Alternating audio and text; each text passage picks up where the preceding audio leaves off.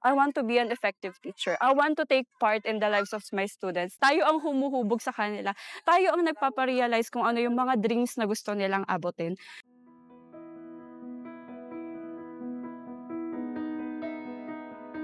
Madami pong nagbago since I became a GBF scholar. I don't need to work na.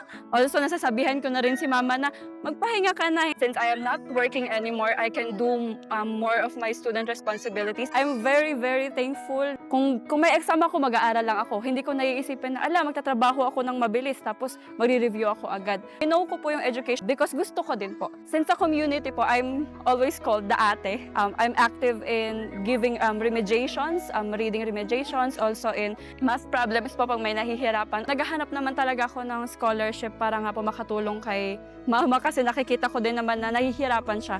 Hindi niya lang sinasabi. Yung kagustuhan ko na makapagpahinga siya, na hindi siya masyadong ma-stress. Nakikita ko po kasi yung sacrifice niya.